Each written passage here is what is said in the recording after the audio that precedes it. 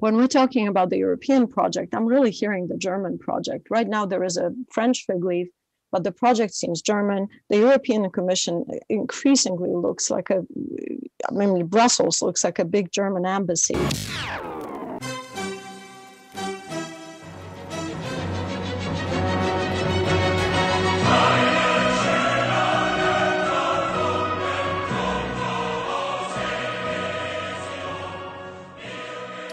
Welcome to another episode of Uncommon Decency. As a lot of our audience will know, one of the premises of our show is to examine the ideas driving Europe's post-war experiment in liberal supranationalism and what new alternatives can be opposed to it on both of its major prongs, namely, internally the creation of unelected institutions in Brussels to govern vast internal markets in a common political space, but externally as well, Europe's strategic role on the world stage. And one of the striking features of the European ideology that governs the EU, if we can call it that, is how much it's been devoid of realism. In fact, the utopian nature of the supranational regime that governs much lawmaking and rhetoric in the continent was really on full display in the recent news cycle, with this belief that a single unelected body, the European Commission, could efficiently and effectively procure vaccines for 450 million citizens, and other events that we'll also get into over the course of the episode.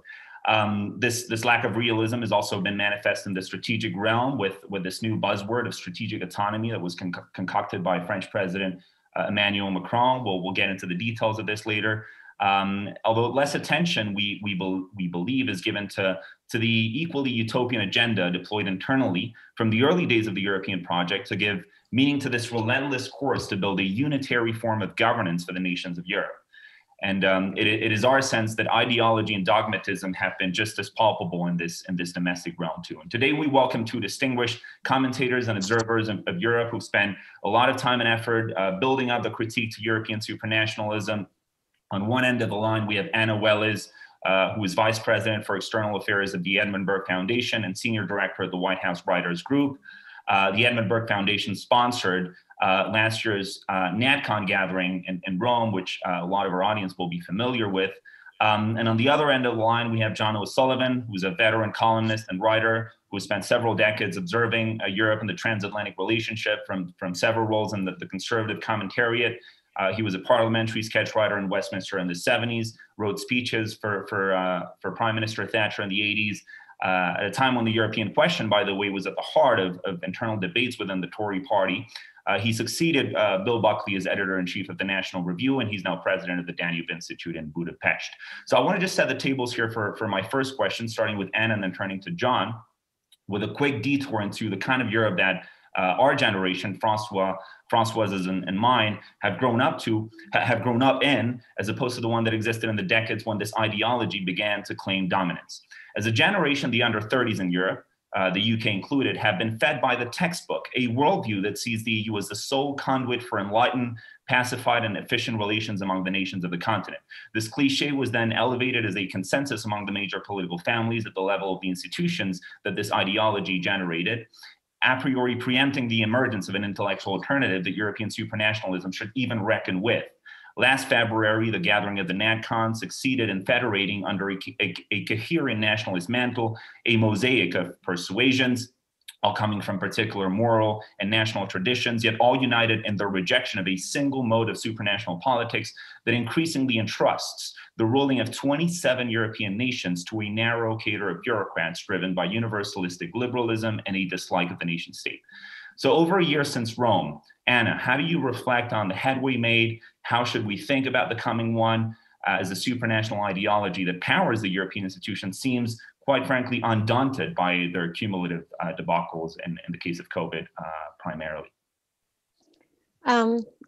Yes. Thank you, Jorge. I'm actually a little bit surprised by how undaunted indeed the European Commission and the European Union is by its utter failure to secure vaccines for its people. And in fact, to rally first to the help of Italy and to deal with COVID just as it was unfolding, country by country, and then reacting. Of course, each country reacted selfishly. and tried to just protect itself and its own people. But maybe just a step back, since you were talking about the generation that actually was born into this new Europe, or into this brave new world as it was arising. There's one point I'd like to make that I think is not being made almost ever. And I think it's incredibly important because it points to some of the division, explains them, and also explains that the phrase European values that's being used now is really just a concoction, and a fairly recent one. Rather than something that in fact represents something old, storied, that's always been around. And that is, let's go back to the beginning of it all, not of the European Union, but of this one Europe. And it goes back to one day, really, and that's June 4th, 1989. We have an anniversary coming up. That is the day of the first semi-free elections in the former communist bloc in the country of my birth, Poland. And it also goes back, which is, I think, good to keep in mind, on the very same day, it's the Tiananmen Square massacre, literally on the same day, as the people of Poland were voting the communists out, or part of the parliament that they were allowed to vote out, and the entire Senate, which was being recreated, and which was about to usher the end of the Soviet system. The very same day, the Communist Party of China made a decision that we're not making that mistake. They just cracked down, and they decided that they will try something else. They will save this huge project by cracking down and somehow figuring out a way for the West to give them the intellectual and financial resources that the Soviets lacked, so that they could grow up and be a real competition. And they will not collapse as this sclerotic thing that they were watching the Soviets collapsing as. So this is really kind of day one. And I think it's important because it marks how Europe and the world, in fact, went. One part, the West, went hugely with China. That was, I think, true with Europe as well. And making money and creating a global world in which the barriers are minimal, the rules are similar everywhere, business is done very smoothly.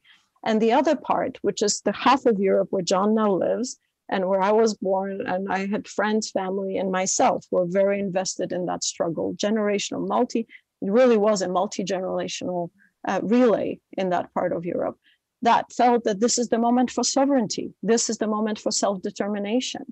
And it seems to me that this tension remains, only globalism became stronger. Money is in fact being made. And Europe started taking, in a very odd way, the place of the old Soviet principles only for the entire continent. And whenever I hear, and I understand this will be controversial, but I'm not speaking as a politician, and I don't think that I need to worry about it.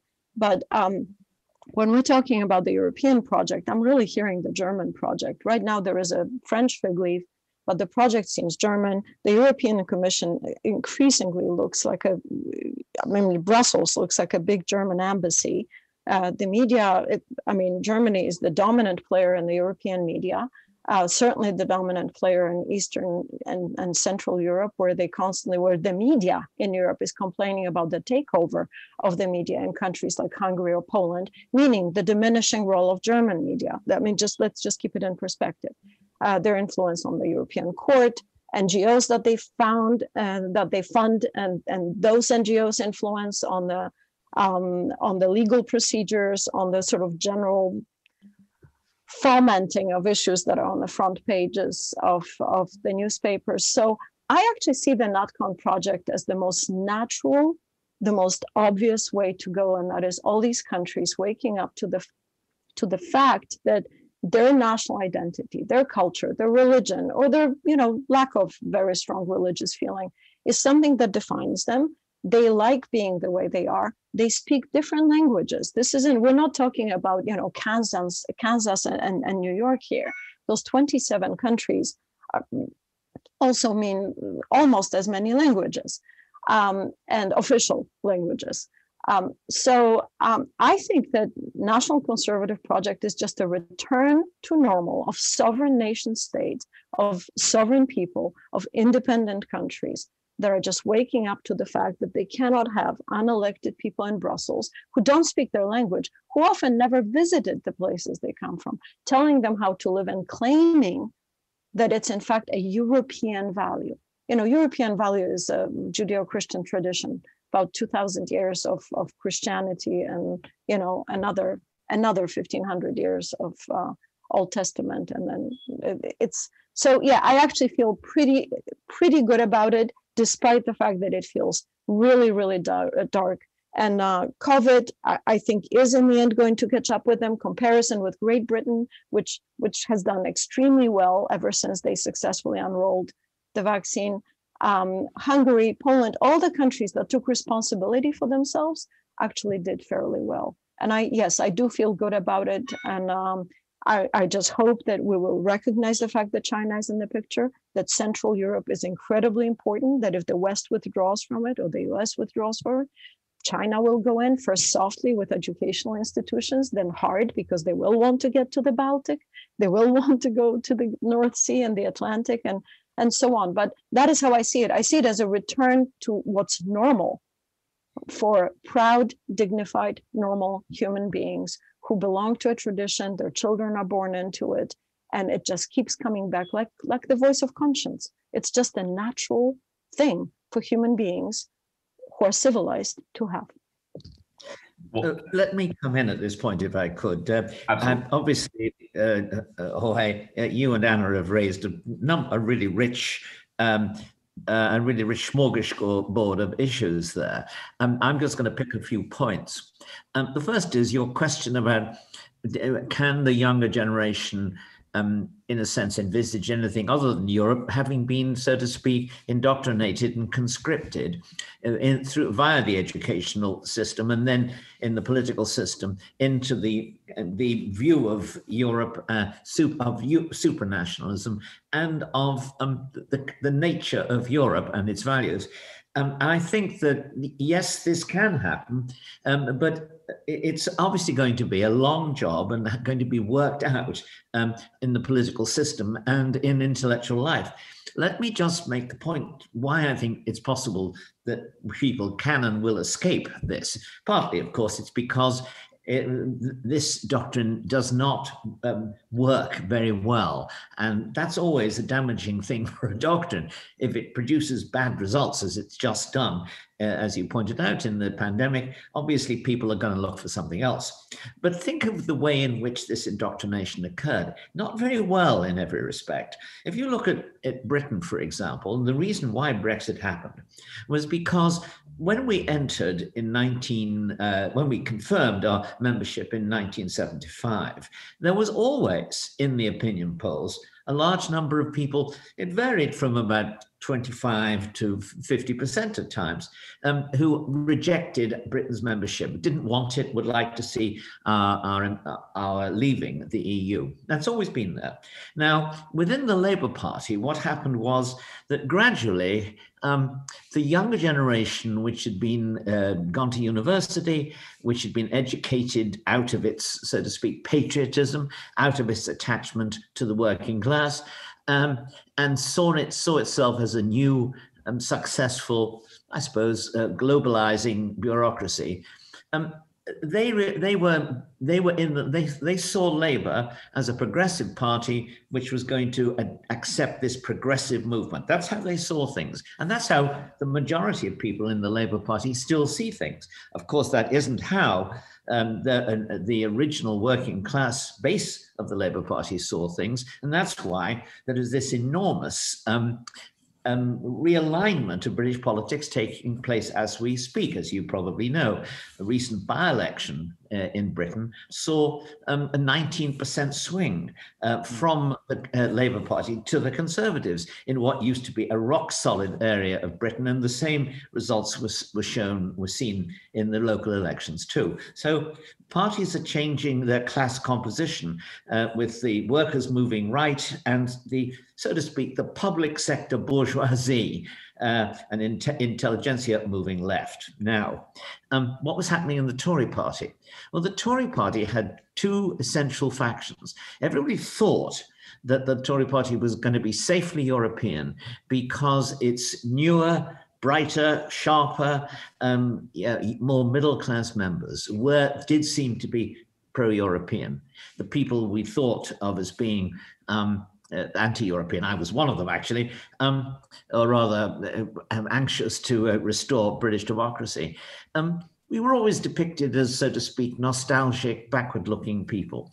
Now, of course, some of these allegations in all cases are going to be true, because you can always find all kinds of bad reasons for believing in good things. But having said that, the Tory party's rank and file, its supporters, its voters, they contained, most of those were in favor of British sovereignty and democratic independence. And that remained the case for the 40 years of our membership. It was just there. The Tory party leadership knew it, it didn't like it, but it thought it could handle the situation by having a kind of occasionally fractious relationship with Brussels to demonstrate their attachment to British rights and so on and so forth. The problem for the eager young things who were very pro-Europe in the Tory party was that what they really had was a career interest. I mean, they could see that if they were going to get on in politics, at the end of the day, they might do badly in British politics, but there would be a nice, safe, prosperous berth for them in the Brussels bureaucracy. And that was a factor. And another factor, of course, is what I would call the snobbery of David Goodhart's anywheres, people who think that they have left behind a backward-looking population in a backward-looking country, and now they're moving forward into a streamlined Europe. There's all kinds of silly snobberies about this. One of them was a Polish friend said to me, he said, you know, I work, he said, in the British university system, and I find people like me, they think that because they support Europe, they are somehow globalizing cosmopolitans. And I have to say to them, I know what you earn. I know what you do. I know what your work prospects are. Let me tell you, you ain't no cosmopolitans. You're not going places. But that was, in a sense, the mythology which animated the kind of left wing of the Tory party, because that was generally the part that supported Europe. And now, of course, when push came to shove, it turned out that they were not as powerful. They couldn't hold their followers. And the party as a whole, not only did the party become a pro-independence, a pro-sovereigntist party, but it became massively so now.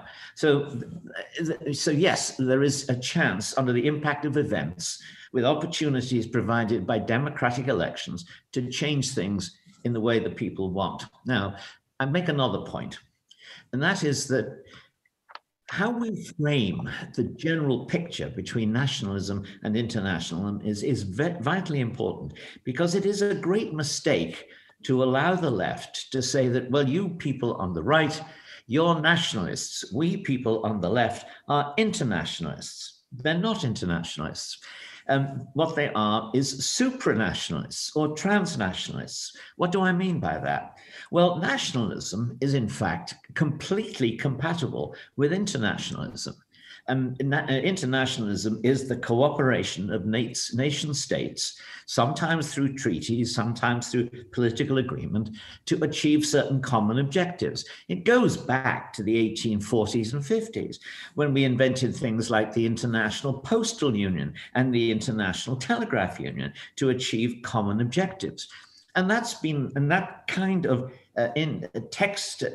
text-rich internationalism is very much an outcrop of democratic nationalism. They both are quite different, and indeed opposed to supranationalism, because in internationalism, the international body acts as the agents of the nation states which are its members. In supranationalism, it is the supranational body which has the sovereignty, and which more or less compels, induces, bribes, or whatever, the nation states, which are its members, to act in accordance with its own drives. And that's what you see in very clearly in the European Union. It is not, the Union claims to be the superior body in the end. That that is a work in progress. Of course, they haven't fully achieved that, but they've gone a great deal farther towards giving, so to speak, the EU power over its members than anyone would have expected, let us say, in 1975. And that's key, because democracy can only, in a sense, flourish if the voters are the people with the final say.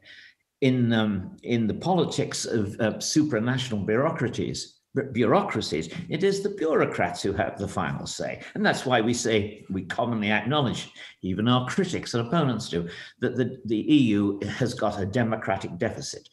But the only way they found of dealing with the democratic deficit is to say at regular intervals, we acknowledge there's a democratic deficit and we're not happy about it. But they never managed to do anything about it, because if they tried to do something real about it, they would run up against the fact that doing something real for democracy would reduce the power of Europe and the unification of Europe, and they do not want to do that. So they're two really important factors, it seems to me, which we should bear in mind, and they're fundamentally.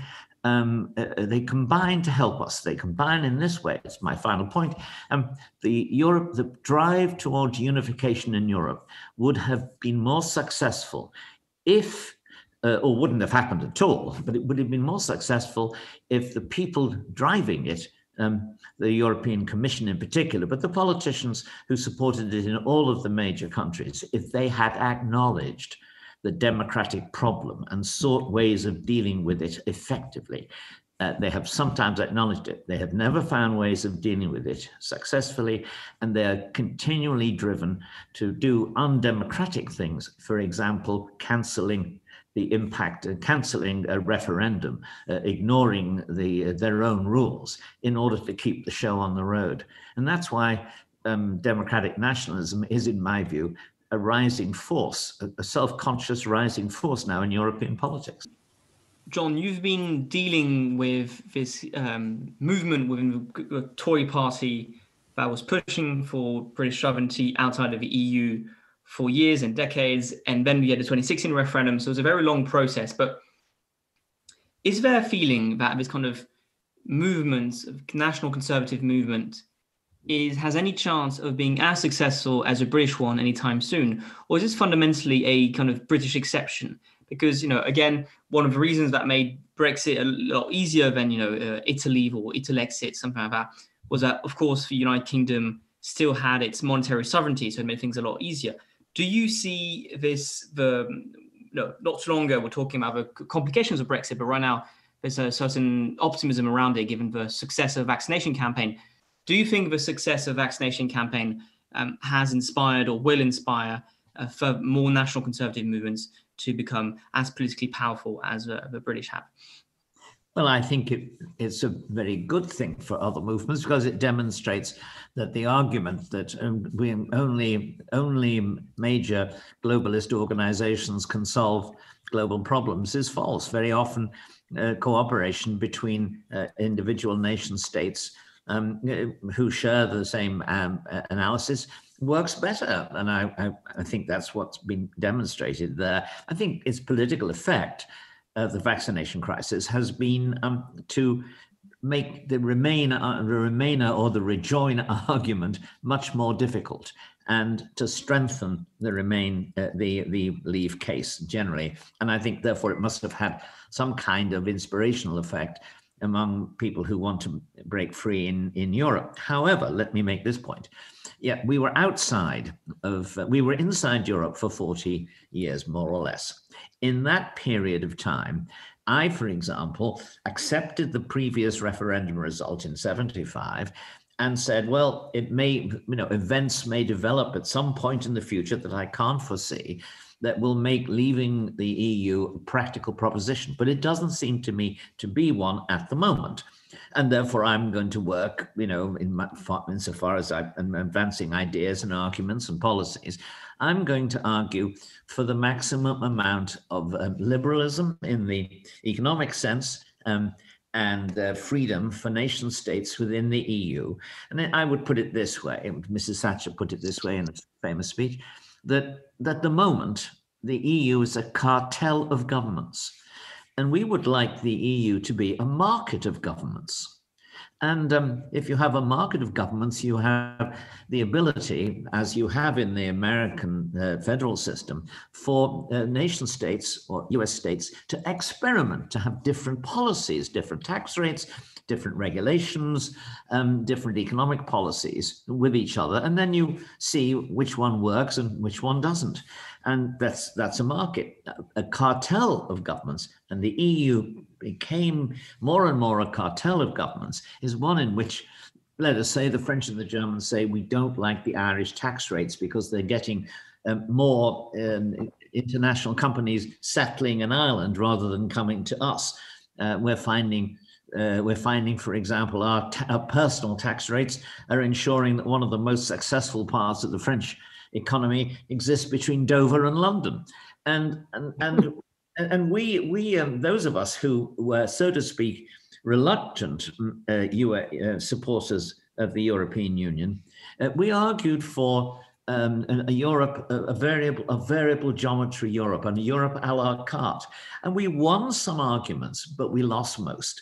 And we were losing, and the train was going in a dip. When people said, you must get on the European train or you'll be left at the station. Well, the answer was, the more we stayed in, the more it seemed to us that the European train was going to the wrong destination, which was a unitary state, as you said at the beginning, a unitary state which couldn't really work because there were too many dissident states within its frontiers. And so I think, for your role at the moment is to while you're still in Europe, and you probably will remain in Europe, maybe that other countries will find, the European Union more suitable for them, is to argue for the most sensible economic policies, the most sensible defense policies, and the most sensible policies of personal liberty, so that you don't want people who are living in a political unit don't want to feel they're prisoners within that unit.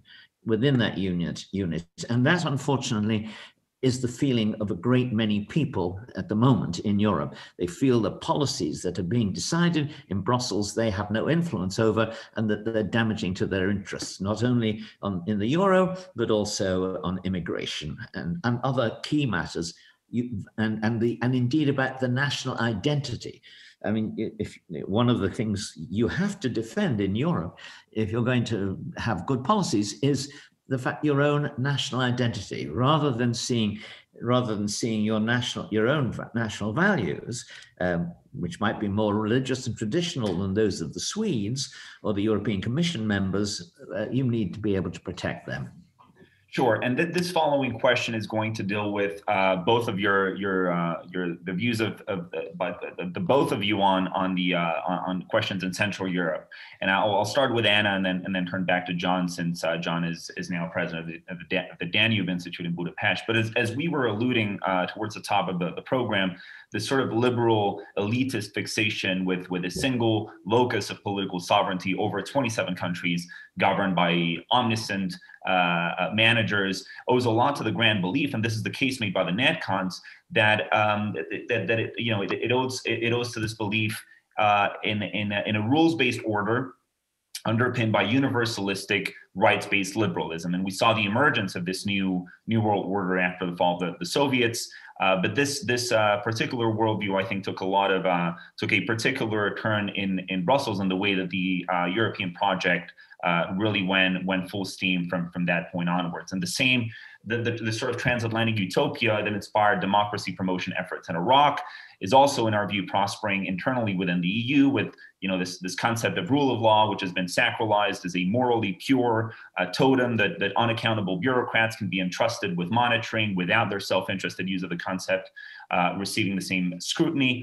Anna naturally knows the Polish case best, whilst Johns is going to perhaps delve deeper into the Hungarian scenario.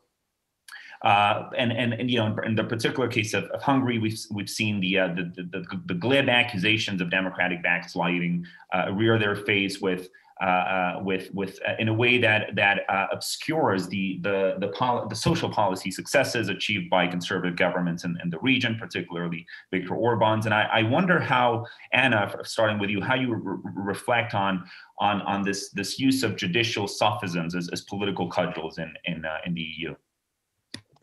That's actually probably the single biggest problem of the various issues that John listed, and the things to look out for and ways for countries to defend themselves. I think the European Court of Justice, the actions taken by the European Court of Justice, the European Court of Human Rights, and the work they do, probably two institutions that do the most to undermine sovereignty of member states on the continent. I think that one thing that, and I seem to be kind of saying all these hysterical things, and maybe over dramatic things, but I mean, I don't believe so. But one of the most striking things about the rule of law is that it seems to be invariably violated every time an incorrect party wins or looks perched to win elections. That seems to be the moment when the courts go into overdrive, when the opposition parties can go to the opposition parties that cannot, that keep failing to rally support for themselves in national elections, can go to Brussels, can go to Luxembourg, and essentially sue those more successful politicians in their countries who are more responsive to their voters' needs, and harass them for as long as they're in power. I mean, in the case of the phrase rule of law is particularly pernicious, because when I think about when I first started reading about it in the case of Poland, it was the 2015 elections, and the now still opposition and shrinking and rapidly shrinking into single digits civic platform did not really appreciate the danger of losing elections, the possibility of losing elections. And really 5 minutes before midnight, when they realized they would, there was a rush to replace the Constitutional Tribunal judges whose terms would have been up under the rule of the incoming government, which means the incoming government would get to nominate the judges. Imagine that. They basically, a group of judges whose terms were not yet up were asked to or voluntarily stepped down, and others were nominated in their place to secure, I believe, a 9-year term, which obviously meant that the incoming government would have no chance of exercising its constitutional right to govern, to make decisions, to make appointments, to pass laws, because that move would have secured the vetoing of absolutely everything. There's no question that everything would have been found to be illegal. And that's the job that now the European Court of Justice is mostly doing for the opposition. But the president who won elections, also a conservative president earlier, simply refused to sign. He said, like, wait a minute, no, I'm not signing. And the problem with, it's been 6 years now, and we're still hearing about rule of law. We just had a very recent judgment out of European Court of Human Rights about how you can't really take various laws seriously in Poland because, gosh, who are those judges? Imagine who nominated them. Well, who nominated them? The incorrect people who won elections, who had full constitutional authority to do exactly what they did. So what's also interesting is that there is a group, it's called the European Center for Law and Justice, I believe. And they investigated examined the actions and behaviors by the European Court of Human Rights in particular, and found a very cozy, very disturbing relationship between European NGOs, referred to as the civic society, but it's really just a group of people with really good funding and very similar opinions about politics, who are busy suing various countries and entities to make sure that European values are in fact reality. And it turns out that that court nominated its own people in a way very similar to what the opposition tried to do in Poland. So no wonder they were upset that the Poles noticed. But the rule of law is a cudgel And I don't think there is anything about it that's remotely uniformly applied to various countries. When the rule of law issue came up for Germany, the German Constitutional Tribunal simply ruled that their constitution supersedes the European founding documents, and Germany is sovereign. You see what happens in the papers and in politicians' speeches when Poland or Hungary tries to do the same thing, when they say that they have the sovereign power to make various decisions, whether it's for their countries to remain Christian, whether it is about admitting refugees, whether it's, any number of things. So no, the rule of law is not really the rule of law. The rule of law is an extension of the opposition's fight against conservative government to make sure that somehow, even if somebody by mistake wins, they are not allowed to govern. They will be harassed, and their CPUs, if you think of it as a computer, will be entirely taken up by nonsense. And meanwhile, they're democratically elected. So I think the pressures that John was earlier talking about voters feeling that their decisions are not being taken seriously, that their vote doesn't matter, well, that certainly contributes to it. And I think the fact that the Polish opposition party is really in the gutter now in ratings and its standing, I think has everything to do with it. It's generally seen as anti-Polish, as cheering for the European Commission, European Court of Justice, for anybody who has any power to hurt Poland, cheering them every time they do so, especially when they threaten to take away funding or anything like that. In fact, people like Mr. Donald Tusk, he actually openly on his Twitter account calls for his allies in the European Parliament and the European Commission to punish the country in which his group keeps failing to secure electoral results that are positive for him. Sure. So, yeah. Well, yes. Well, let me say that. Sorry, can I come in? Sure. I was just going to say judicial sovereignty was a major contention point as well in the Brexit battles, John. So I wonder what your impression has been since settling in Budapest. Well, as regards Britain, by the way, and Brexit, a major element in the Leave campaign, which resonated with the British public, was we want to live in a country in which we make our own laws. We don't want to be governed by other people. And the idea that we should accept that, the idea that we should accept that was firmly rejected. Now, the rule of law in the European context, it seems to me, is a distortion of the original idea of the rule of law. And the rule of law as a general idea is a very good and necessary thing. Yes. And Margaret Thatcher will tell you again and again, she thought it was at least as important as democracy. It means that the governments, not just governments, we all have to obey the law. And that includes governments and ministers. And if governments and ministers want to do things that are against the law, well, it's their obligation to try to persuade Parliament or Congress, whoever, to pass a new law that justifies that will allow them to do what they wish. Now, the European Union has often presented itself as a union based on law, but of course it breaks its own laws and its own rules and regulations time and again. Anna, I think, at one point mentioned the way in which it overrides the results of referenda it doesn't like. One can say, for example, in the case of the European Constitution, that the European Constitution was supposed to be capable of being rejected if a single government state rejected it. But when people did reject it, as the Irish did at one point and the Danes at another and so on, they were subjected to enormous pressures to have a second referendum. And other governments, seeing what had happened, decided that they wouldn't risk referendums. And they would just, they would say that, as the representatives of the people, they would endorse whatever was on the proposal that was on the European table.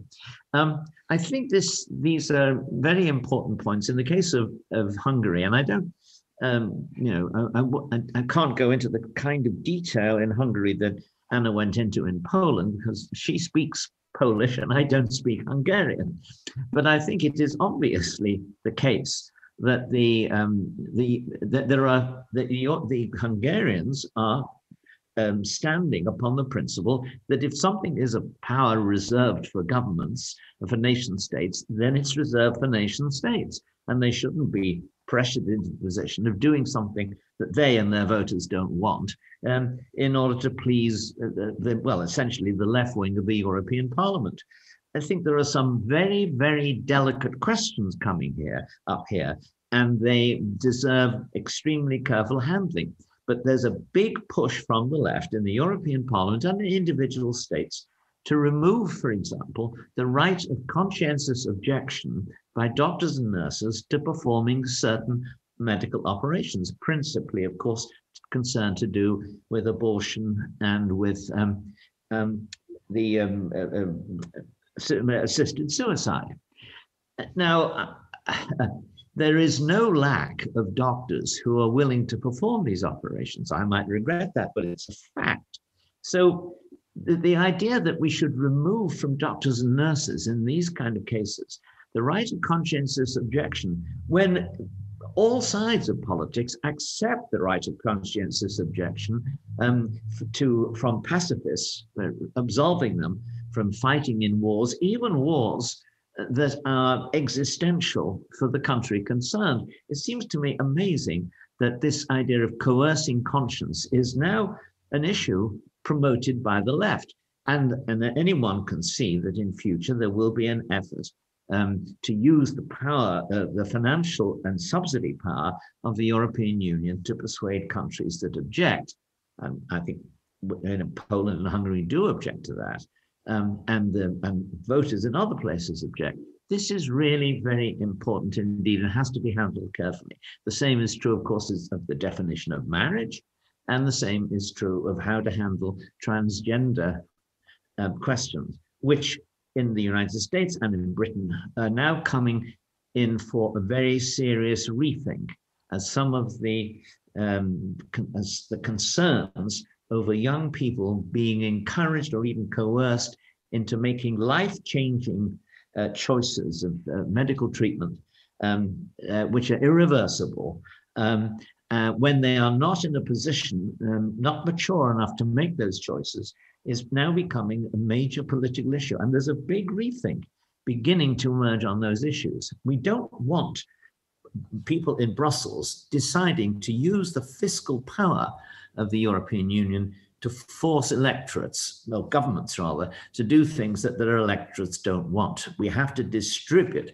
legal sovereignty among all the states. That will result in me having to live sometimes in a country which does things I don't like, but that's just one of the choices that's just one of the difficulties that democracies have. There is a dispute in all these countries on European values. It is, however, absurd for left-wingers and for atheists and for people on the left to claim the authority of European values for their own views when the history of Europe demonstrates that Judeo-Christian values were once the universal and are still probably the clear majority commitment of most of the people living in the 27 countries and in Britain. So I think that people have got to learn to tolerate each other and to tolerate the laws passed by their opponents, rather than running to Brussels to try to force a one-size-fits-all moral agenda on the whole of Europe. I will just finally say that the opposition parties in Central Europe and other countries too, which try to rely on Brussels to impose their values on a country which has not accepted them at the ballot box, those opposition parties are not helping themselves. They are weakening themselves, as Anna pointed out, because people can see that they are trying to win from the courts what they lost in the election. Well, on the issue of national conservative movement, I think one question which we haven't talked about is the relationship between the national conservative movement and the United States. Because one of the common criticism which is leveled against the kind of national conservative movement is essentially too American in its approach, too close with some kind of a right-wing circles in America. And a lot of people will say, well, you want to trade one loss of sovereignty to another by cozying up to the Americans. How does the national conservative? No, again, this was a criticism which was very obvious when Steve Bannon came to the EU, trying to build this kind of version of a Trump populist movement in the United States, in the EU, and it didn't work very well. How do you respond to this idea? What kind of relationship should the national conservative movement build with the United States? If I may, shortly, because I think we're over time a bit, but if you have a few words, Anna first and then John. Yeah. I mean, just very quickly, first, just to make it clear, Steve Bannon is not part of the national conservative movement. And there is no relationship between national conservatives and the United States. The beginning of the movement, the sort of defining, there are a few texts that sort of defined it. I think the most prominent one is Yoram Hazony's, who is part of the Edmund Burke Foundation, The Virtue of Nationalism. And the perspective was, the language was English, but the perspective was very strongly sort of Anglo and Western, but also Israeli. There is John Fonte's Sovereignty or Submission. I think that is a very simple way to define it. And then there are books like, there's any number of things that John, who's here, had written, but also Rashad Legutko's The Demon and Democracy. This is not a relationship between those countries and the United States. And if there is, then perhaps it's one thing. There is one multinational organization that works extremely well, and it is exactly what national conservatives everywhere feel very comfortable with, and that is NATO. That is NATO. It's a defense alliance. It's one for all and all for one, but above all, it respects the sovereignty of all nation states that belong to NATO and their interests. And everybody stays in it because they actually have a vested interest to be in it. But as far as the United States goes, it has its own problems and it has its own national conservative concerns. And if there is a simple way to put it, conservatism is conservatism of values and social conservatism, really largely, but also just the freedom to love your country, to believe in God, not be ostracized for it, not be met with opprobrium or being canceled. It is also focused on what Poland of the 80s and after defined as solidarity, national solidarity, vertical integration within a country. Your countrymen first. You take care of your parish. You take care of your parish. You look around, you make sure nobody's left behind. If you make a ton of money in China, and meanwhile, Middle America is addicted to drugs that China, in return for the jobs and the know-how that they both get transferred and steal, opium-based drugs that go into America, into the places that lost jobs. My goodness, this is not free market. This is a destruction of the country, destruction of human dignity. And so I really don't see it as America versus the rest of the world. I think we all have the same problems. And that's what they are. It is about vertical integration of each nation and then peaceful, rational coexistence with other countries in ways that John 2 questions ago described. This is not xenophobic. That is a misrepresentation. There's nothing xenophobic about it. There simply is a sense of responsibility for you and your family, for your local community, for your nation, and then as such, from the water's edge on, you relate to the rest of the world with the interest of all the people within the country in mind. Yes, I would add to more or less, I agree with Anna, of course. What she's saying is common sense, and her description of national conservatism seems to me to be a very reasonable one. But the answer also is very clear for this reason. The European Union, for example, demands legal sovereignty over its members. It demands that ultimate political power. The American alliance, in all its different phases, does not. You can draw a clear distinction again, rather similar to the one I began with about internationalism and supranationalism, and that is the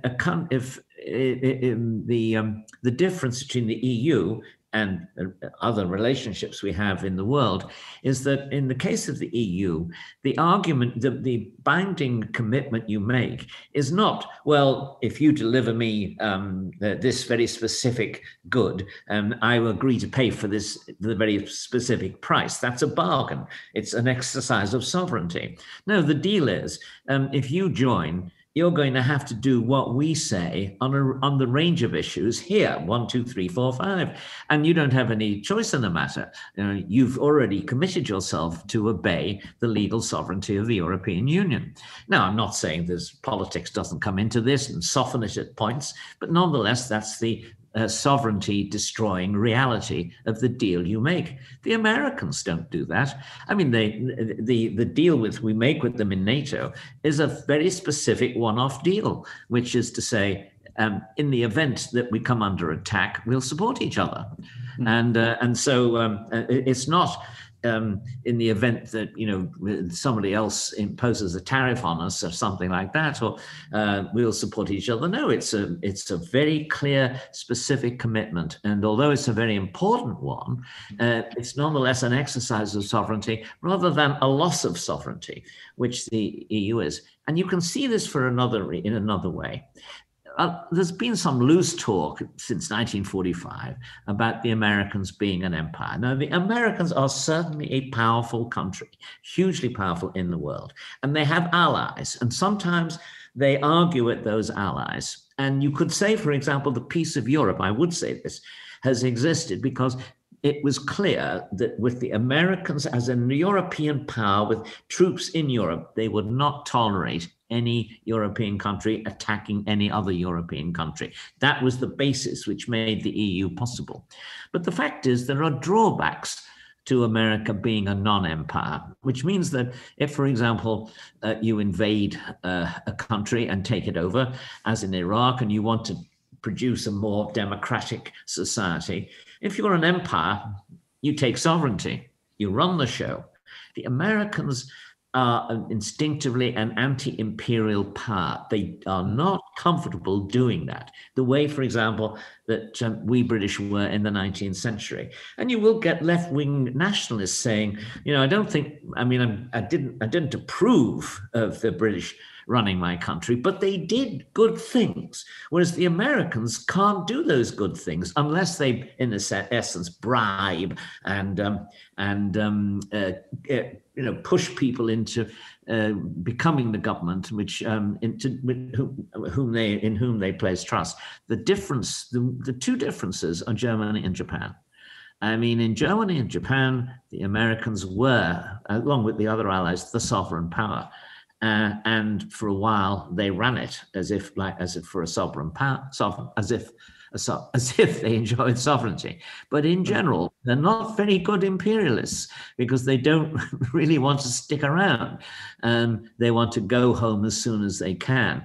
I mean, the loudest supporters of the Yanks go home actually exist in the Midwest of the United States. And we all know that. And that's why a lot of our energy is in politics. Are devoted to trying to prevent the Americans leaving us in the lurch. And in NATO, they never have done, and I don't believe they will do. But that's one of the animating anxieties that European politicians feel. Mission accomplished, America, yes.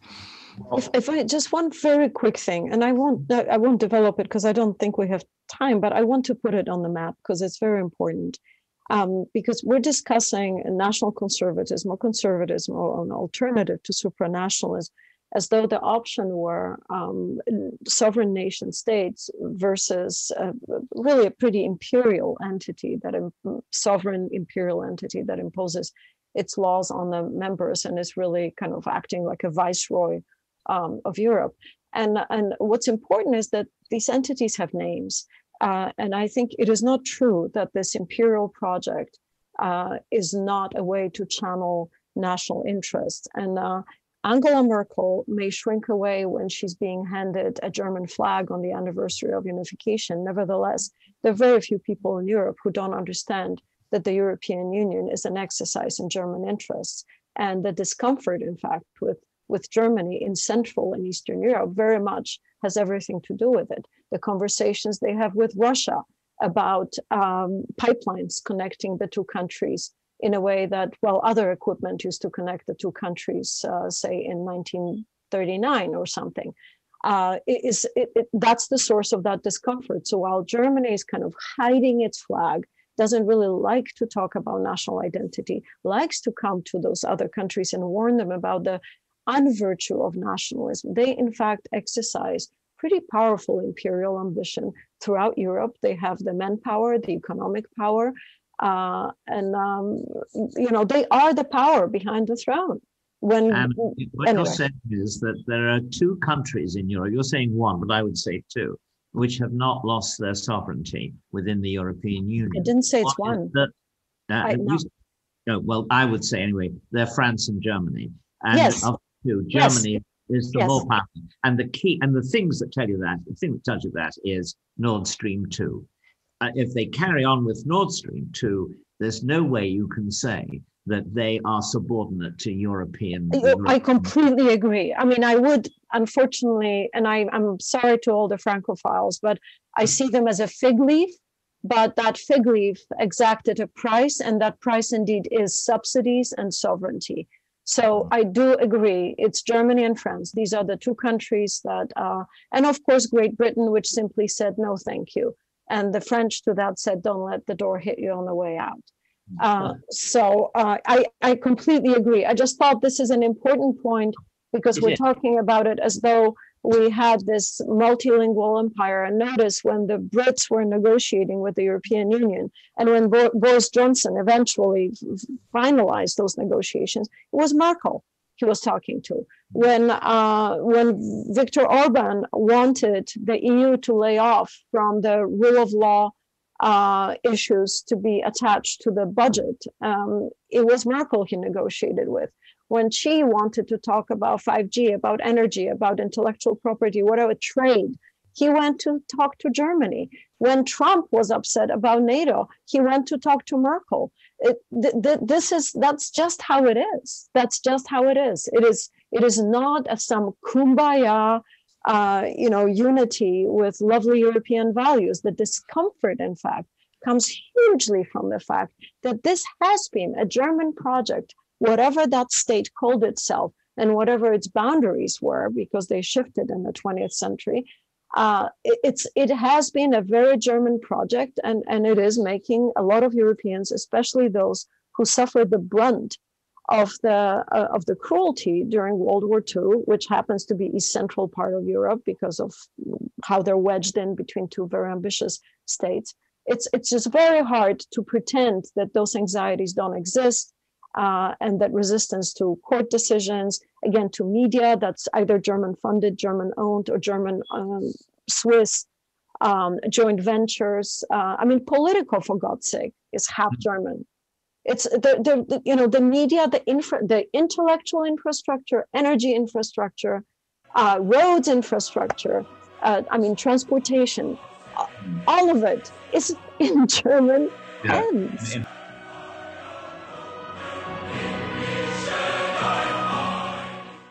I thought it was worth visiting with two of the people who were involved in that conference to kind of gauge what progress has been made as part of this effort to federate people from all sorts of different national contexts, right? I mean, their effort was to bring together in a single gathering people who were working on all sorts of different national contingencies and facing all sorts of different problems, but that could unite around this idea that the EU was first and foremost a supranational project driven by an ideology of universalistic liberalism, and that there needed to be an equally coherent alternative to this ruling supranational ideology, which as an under 30, and I really like how we sort of hook this on a generational spectrum towards the start of the episode. I think we've sort of grown into this cultural environment where the ideas that underpin the European experiment and supranational ideology are rarely, if at all, challenged. I mean, in fact, I was reading a press piece just a few weeks ago on a plane about the Museum of European History that opened a few years ago in Brussels, which is this sort of effort, a very clearly ideologically bent effort at buttressing the European project and this sort of universalistic, axiomatic ideal of peace as only guaranteed by a supranational form of governance, right? And this idea, which I think we touched upon in an earlier episode with I believe it was Michael Kimmage. This idea that nationalism necessarily leads to war. So I thought it was worthwhile to that extent. This episode it allowed us to visit with two key voices from this, and I wouldn't call it a movement. It really isn't a movement. This is just a sort of a gathering, a physical gathering at different points in time once a year, where people agree to kind of come under this national conservative brand and give speeches and share ideas and dialogue. But I really wouldn't call it a movement. But I know you've got a lot of pushback, so go ahead. Well, just to go back on the idea of a European museum, I think there's still a remaining question, which is the EU the mother of peace, or is she the daughter of peace? And I think it's unclear either way. I want to push back a little bit against, in a friendly way, against a few things that John and Anna have said, because while I think there are some kind of supranational ideals driving the EU, there is also a political reality of the EU, which is very far from being as lofty as, kind of United States of Europe and whatnot. And the reality is super messy. The reality is made of different compromises with all the different 27 EU member states. And in many ways, it curtails the capacity of the Commission, it curtails the capacity of bureaucrats to build a unitary state, because you have to deal with national political realities. And also the fact that, when push comes to shove, most Europeans still support the EU, maybe in a kind of very self-interested way. Maybe they're very far away from this kind of lofty project of a United States of Europe, of a unitary state. But when push comes to shove, most Europeans are kind of pro-European. And look no further than in France, where in 2017 Marine Le Pen had ran her campaign against the EU, against the euro, and now she's completely backtracking on this because she understands public opinion doesn't want to be as extreme on the EU. That does not mean that the Europeans are widely pro-EU. I think there's a lot of kind of criticism. To some extent, it might even be an unhappy marriage in some cases. But I think we have to deal with reality, which is, yes, there are ideals driving the EU, but there's also a political reality which is much more messy, much more complicated, and which deals with compromises between different factions, between different countries, different institutions. And I think that's something we have to be careful when we talk about the EU in such kind of a broad stroke.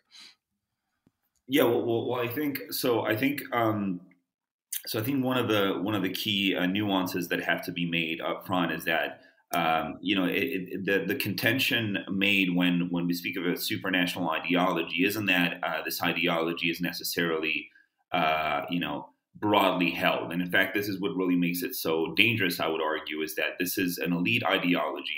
It's driven, and in fact, you speak of ideals, and I think there is an idealistic component to Europeanism, but I think the sad reality is that the failures of this supranational system are oftentimes covered up with the same ideological zeal that they were under far darker ideological regimes when you think of the Soviet Union. And I do not think this is too far-fetched a comparison. I think that when you speak in elite circles in most European countries these days, the belief that the EU stands as a bulwark for peace and prosperity is so deeply ingrained that the least attempt to have an argument with that ideology gets you typecast as some sort of zealot, as some sort of nationalistic, retrograde, anti-European populist.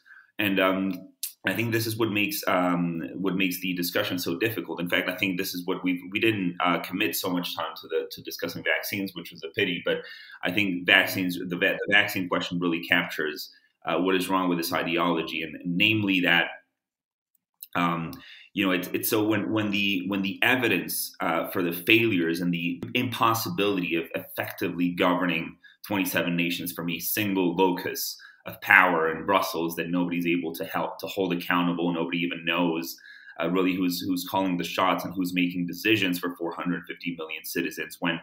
When so much power is delegated to such a narrow group of people, then the failures that they will necessarily commit then are you just can point fingers at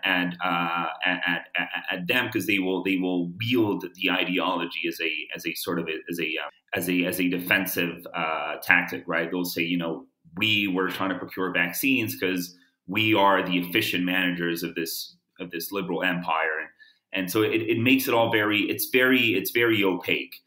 You will rarely get a chance to sit down with a bureaucrat and have a facts-based discussion about the political ideals that drive the EU. And I think what's so sad about this is that the European project, primarily after the war, but even more so after the fall of the Soviet Union, is built on this idea of stemming the power of ideology, right? It is built on the rubbles of two particularly deathly ideologies: Nazism and socialism, right? Communism. And what makes me so worried as an under 30-year-old is the extent to which I see it all around me, the evidence that that the pendulum is swifting towards a new form of ideology, which is being held by the elites and by a broad swath of the public with the same fervor, the same zeal.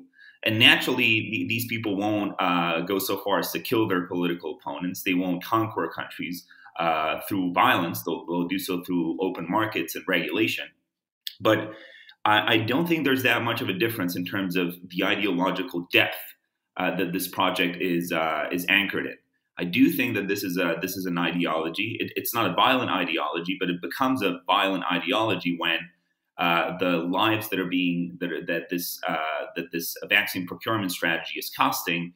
You can't point to the evident failure of the system and be like, there's something wrong with the ideology, because the ideology itself is a progressive, liberal, universalistic ideology. So arguing against it brings with it so many stigmas and stereotypes. So I think we've got to grapple with the full ideological scope of what it is. I want to push back again. I think I have this kind of general rule of thumb, which is never compare anything with Nazi Germany or the Soviet Union, because I think it just makes the conversation pretty much impossible, because you're either accusing them of the death camps in Poland or the gulags in Siberia. And I think it makes a conversation completely impossible. I don't think it's fair comparing it with the Soviet Union. There's many kind of legitimate criticisms you can make of the EU. I think there's a lot of ideological depth to the kind of elitist European consensus. I agree with that, but I think comparing to Soviet Union or comparing it to kind of any kind of dangerous ideology like that, it's not making it's not helping your case. I think it kind of blocks the whole conversation. No, of course, but it isn't. But we need to be able to trace the parallels, just in the specific criteria of the fervor with which the ideology is held. We've got to be able to read the parallel.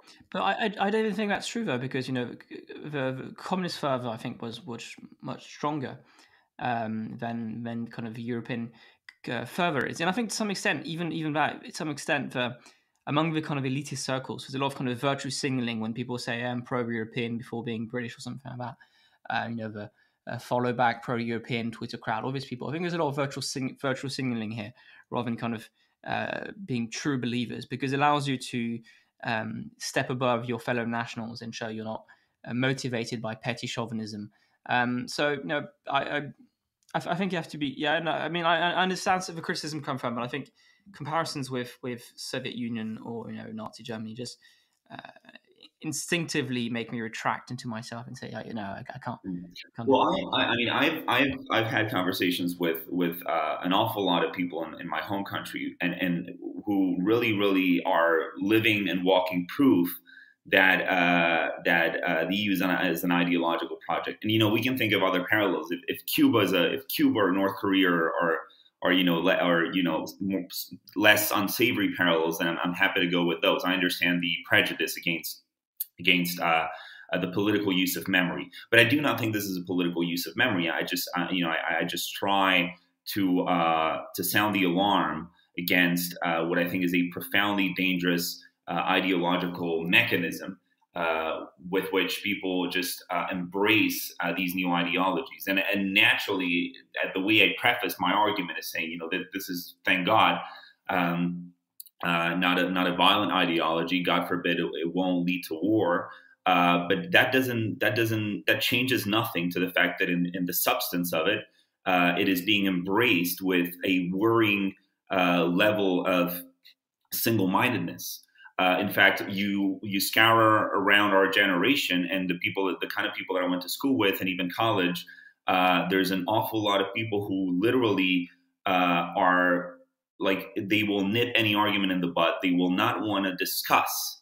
They will not want to engage opposing arguments with you. If that's not ideological at a Soviet level, then I don't really know what is. And this is not a comparison to the gulags. This is a comparison to the ideological underpinnings of supranational ideology. The extent to which people will mobilize rhetoric and argument to defend this new regime. I don't think it's a comparison in the nature of the ideology. It's a comparison in the degree to which it is embraced. So that's one thing that really worries me, and I don't want to sort of be seen as a mouthpiece for any sort of alternative ideology, lest I attract the same sort of critique that I'm addressing. But I do think that you've got to be able to argue with this is how power gets entrenched, is when you're not able to debate at the core of the ideas that drive the people with the power. So yeah, I think it's interesting. It's one of the first times I think we've had such it's not a major disagreement, but I think it's a point in where we have different points of view. But anyways, glad as always to be able to do this with you, Jorge. And don't forget, there's no ads on the show. So if you want to support us, there's many things you can do. You can subscribe on Spotify, you can rate, you can review, 5 stars on Apple Podcasts, always, puts a smile on our faces. Tons of small things you can do to support the show. We've got plenty of great episodes coming up, so please stay tuned, and we'll see you next week.